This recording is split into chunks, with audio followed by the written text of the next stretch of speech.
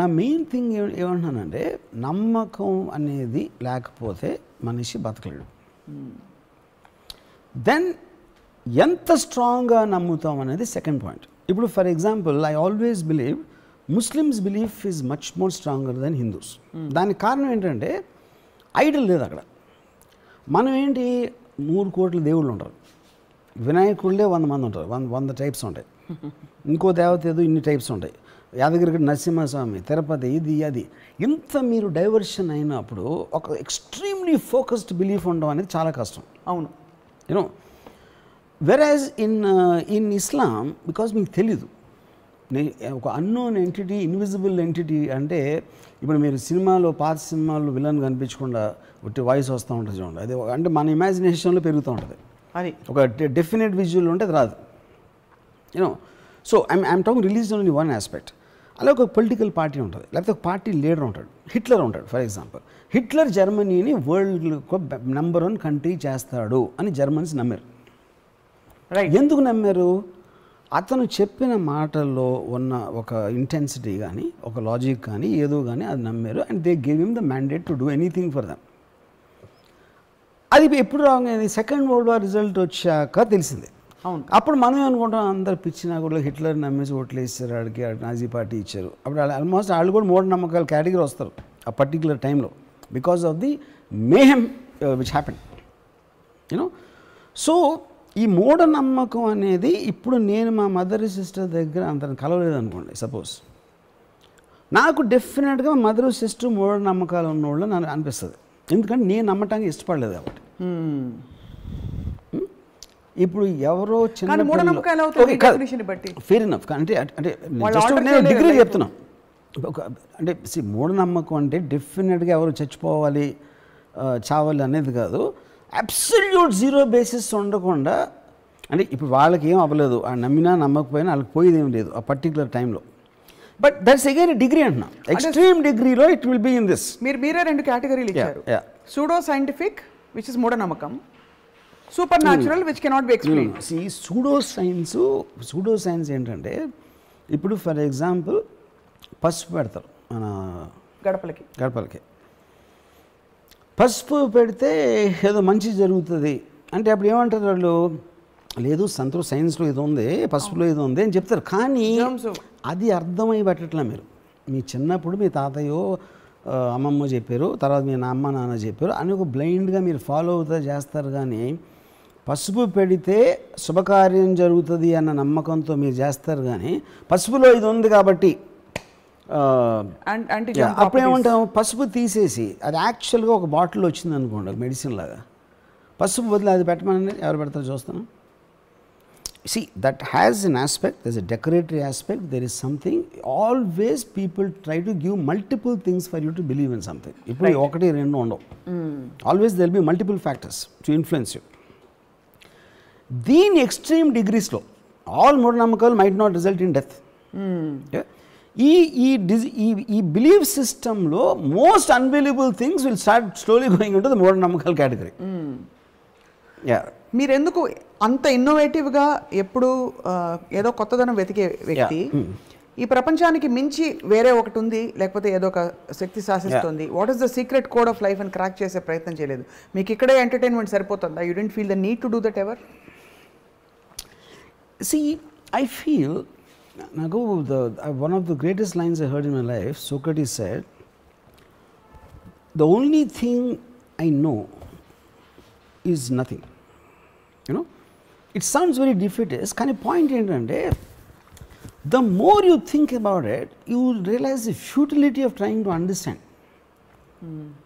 అప్పుడు అది అన్వేషించే బదులు మీరున్న ప్రపంచంలో హ్యాపీగా బతికేటప్పుడు బెటరు అనేది నాకు రియలైజేషన్ వచ్చింది.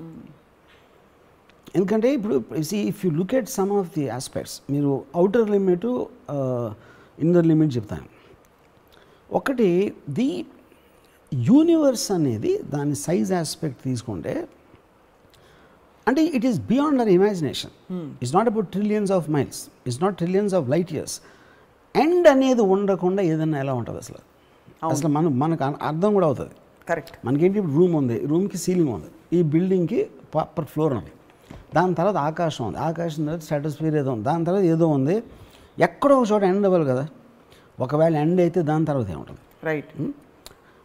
అప్పుడు ఎండ్ అనే దానికి స్పేస్లో మీనింగ్ రావట్లా మీకు.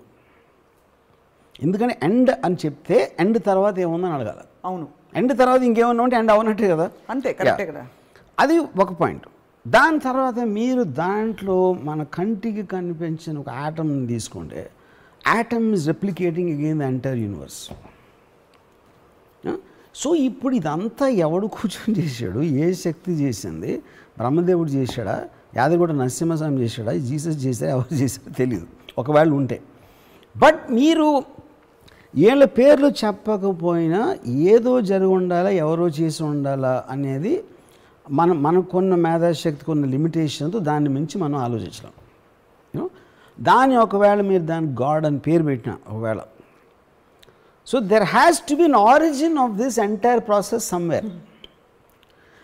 కానీ ఆ గాడ్కి మనం గుడిలోకి వెళ్ళి కొబ్బరికాయ కొట్టే గాడ్కి డిఫరెన్స్ ఉంటుంది. Don't compare. I mean you cannot put him in the same category. Creation of the entire universe, what source and what force it came from అనేది మీరు గాడ్ అని లేబుల్ చేస్తే ఒకటే. వెంకటేశ్వరుడు పద్మావతిని ఎలా పెళ్లి చేసుకున్నాడు, మన అందరూ ఆయన వడ్డీ తీర్చడానికి డబ్బులు వేస్తున్నాం, ఈ గాడ్స్ వేరు. They are made for completely different purpose. Yeah. But do you know what you quoted right now, sir? Yeah. ఇది రాము గారు, you are quoting the highest Indian philosophy. భారతీయ వాంగ్మయం ఏదైతే ఉందో దానిలోని అత్యున్నతమైన విషయాలు మీరు చెప్తున్నారు. ఒక చిన్న కణంలో కూడా అదే సంపూర్ణత్వం ఉంది. అది సైన్స్. భగవద్గీతలో కూడా అదే ఉంది. There is wholeness in the whole atom, ఒక ఆటంలో, అండ్ ప్రపంచం విశ్వం అంతా నేనే అని. So where does it clash with science then? I see clash. I'll tell you. Clash ఎక్కడ అవుతుందంటే సింపుల్ థింగ్ చెప్తాను. ఇప్పుడు మా ఆంటీ, మా అని ఇందిరాక అని మా ఆంటీ సార్, తను at a point of time she became Sathya Sai Baba శిష్యురాలు. ఇప్పుడు సాయిబాబా ఆయన ఫోటో ఏంటి, ఈయన ఫోటో ఉంది అని అడిగాను ఇంట్లో. తను బట్టి ఇలాంటివి ఏంటి, ఎన్ని లక్షల మంది వస్తారో తెలుసా కలవటానికి, దాన్ని వచ్చి కాళ్ళు ముట్టుకోవటానికి అంటే అన్నను. ఆ లక్షల్లో ఉన్న ప్రతి ఒక్కళ్ళు కూడా ఇది ఆన్సర్ చెప్తారు కదా ఇంద్రక. అన్ని లక్షల మంది వస్తున్నారు కాబట్టి మీరు శిష్యురాలు అయ్యారా, మీకేమైనా అర్థమై అయ్యారా అనేది నా క్వశ్చన్. ఆయన చెప్పిన దాంట్లో జస్ట్ నాకు ఒకటి చెప్పండి ఏమన్నా, తనకు తెలియదు. అది ఎవరికీ తెలియదని దాంట్లో somebody might be able to answer that question. అక్కడ పాయింట్ ఏంటంటే, నమ్మకానికి సైన్స్కి ఉన్న ఫండమెంటల్ డిఫరెన్స్ ఏంటంటే, ఇప్పుడు లైట్ వేస్తే స్విచ్ నొక్కితే లైట్ వస్తుంది. అవును. స్విచ్ నొక్కితే లైట్ ఎందుకు వస్తుంది అని అడిగినప్పుడే advancement in society will happen. అది క్వశ్చనింగ్. నమ్మకం అనేది క్వశ్చన్ చేయనచ్చు. అది క్వశ్చనింగ్కి నాన్ క్వశ్చన్ చేయకుండా బిలీవ్ చేయడానికి ఉన్న difference. Science is about only questioning. But అవి రెండు మ్యూచువల్లీ కాంప్లిమెంటింగ్ కదా. నమ్మకం అంటే కాదు.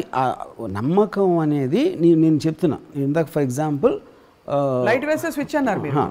లైట్ వేస్తే స్విచ్ వస్తుందని లేచి వెళ్ళి వేయడం అన్నది అన్కాన్షియస్గా, అది నమ్మకం.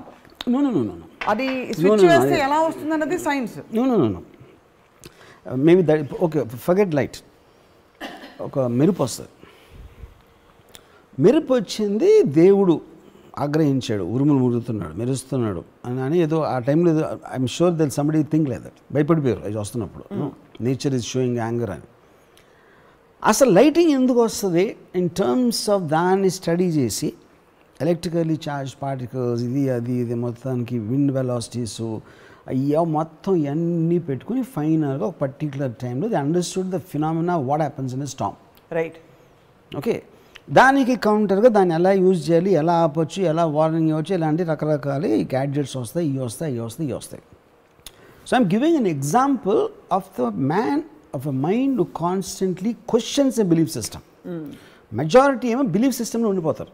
అది అందుకే వాళ్ళ కంఫర్ట్ లెవెల్, వాళ్ళ మిగతా లైఫ్ వాళ్ళు చూసుకుంటూ ఉంటారు.